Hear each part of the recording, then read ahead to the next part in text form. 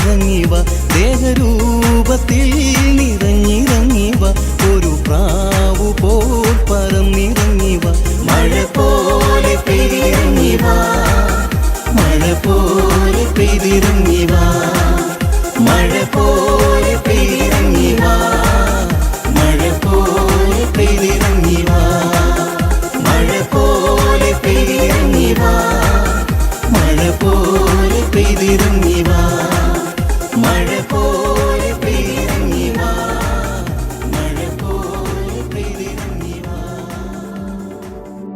ദൈവത്തിന്റെ അതിപരിശുദ്ധമായ നാമം വാഴ്ത്തപ്പെടുമാറാകട്ടെ. അനുഗ്രഹമേറിയ ഒരു പ്രഭാതം കൂടി കാണുവാൻ സ്വർഗത്തിലെ ദൈവം നമ്മെ ഇടയാക്കുന്ന വലിയ കൃപകൾക്കായി നമുക്ക് ദൈവത്തെ സ്തുതിക്കാം. ഇന്ന് ഈ പ്രഭാതത്തിൽ ദൈവത്തിന്റെ മാറ്റമില്ലാത്ത വചനത്തെക്കുറിച്ച് ചിന്തിച്ചുകൊണ്ട് നമുക്ക് ഈ ദിവസം ആരംഭിക്കാം. ഇന്ന് നൽകപ്പെട്ടിരിക്കുന്നതായിട്ടുള്ള ഭാഗം എന്ന് പറയുന്നത് അവസാനം സ്വാതന്ത്ര്യം. നമുക്ക് ചിന്തയ്ക്കായി നൽകിയിരിക്കുന്ന ദൈവത്തിന്റെ വചനം യോഹന്നാന്റെ സുവിശേഷം 8-ാം അധ്യായം അതിന്റെ 34-ാമത്തെ വാക്യം. അതിന് യേശു, ആമേൻ ആമേൻ ഞാൻ നിങ്ങളോട് പറയുന്നു, പാപം ചെയ്യുന്നവനെല്ലാം പാപത്തിന്റെ ദാസൻ ആകുന്നു. ഇന്ന് ഈ ലോകത്തേക്ക് നമ്മൾ നോക്കുമ്പോൾ ലോകത്തിൽ അനവധിയായിരിക്കുന്ന നിയമങ്ങൾ എല്ലാ രാജ്യങ്ങളിലും നിലനിൽക്കുന്നതായിട്ട് നമുക്ക് മനസ്സിലാക്കുവാൻ സാധിക്കും. എന്നാൽ ഈ നിയമങ്ങളെല്ലാം ആ രാജ്യത്തിൻ്റെ നല്ലതായിട്ടുള്ള ക്രമ സമാധാനം, അല്ലെങ്കിൽ ആ രാജ്യം ഏറ്റവും സമാധാനപരമായിട്ട് മുന്നോട്ട് നീങ്ങുന്നതിന് വേണ്ടിയുള്ളതാണ് എന്ന് നമുക്ക് മനസ്സിലാക്കുവാൻ സാധിക്കും. അപ്രകാരം തന്നെയാണ് ദൈവത്തിൻ്റെ നിയമങ്ങൾ ദൈവം മാനവകുലത്തിന് നൽകിയിരിക്കുന്നത്. നമ്മൾ കൃത്യമായി അത് ആചരിച്ചു പോന്നാൽ നമ്മുടെ ജീവിതത്തിൽ അനുഗ്രഹവും അതുപോലെ സന്തോഷവും ഉണ്ടാകും എന്ന് നമുക്ക് മനസ്സിലാക്കുവാൻ സാധിക്കും. എന്നാൽ ഇന്ന് ലോകത്തിൻ്റെ ചിന്താഗതി എന്ന് പറയുന്നത് ആ ദൈവിക നിയമങ്ങൾ അനുസരിക്കേണ്ട, അത് സ്വാതന്ത്ര്യം നൽകുന്നതല്ല, അത് അടിമത്വത്തിൻ്റെതാണ് എന്നാണ് ഈ മോഡേൺ യുഗത്തിലെ ജനങ്ങളുടെ കാഴ്ചപ്പാട്. അതുകൊണ്ട് തന്നെ അത് കാലഹരണപ്പെട്ടു പോയി എന്ന് വിശ്വസിക്കുന്നവരുണ്ട്. അതിൻ്റെ ആവശ്യകതയില്ല, അതൊരു പഴഞ്ചൻ സമ്പ്രദായമാണ് എന്ന് വിശ്വസിക്കുന്നവരുണ്ട്. അതുകൊണ്ട് മനുഷ്യന് പ്രത്യേകിച്ച് ഏതൊരു ഗുണവുമില്ല എന്ന് വിശ്വസിക്കുന്ന ആളുകളുണ്ട്.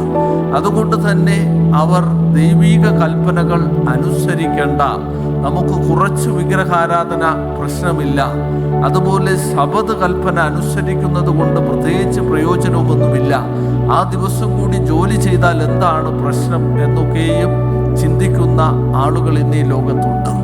എന്നാൽ നമ്മൾ ആ ദൈവിക കൽപ്പനകളെ കൃത്യമായി അനുസരിക്കുകയാണ് എങ്കിൽ നമ്മുടെ ജീവിതത്തിൽ അത് സന്തോഷവും അനുഗ്രഹവും പ്രദാനം ചെയ്യും എന്ന് നമുക്ക് നമ്മളുടെ ജീവിതം കൊണ്ട് തന്നെ വിലയിരുത്തുവാൻ സാധിക്കും. അതുകൊണ്ട് ദൈവിക കൽപ്പനകൾ അത് അടിമത്വത്തിൻ്റെതല്ല, അത് നമ്മുടെ ജീവിതത്തിൽ സ്വാതന്ത്ര്യം നൽകുന്നതാണ്, നമ്മുടെ ജീവിതത്തിൽ യഥാർത്ഥ സന്തോഷവും ആനന്ദവും ആരോഗ്യവും നൽകുന്നതാണ്. അതുകൊണ്ട് നമ്മൾക്ക് ആ കൽപ്പനകളെ അനുസരിച്ച് മുന്നോട്ട് നീങ്ങാം. അതിനായി ദൈവം നമ്മളെല്ലാവരെയും അനുഗ്രഹിക്കുമാറാകട്ടെ. നമുക്ക് കണ്ണുകളടച്ച് പ്രാർത്ഥിക്കാം.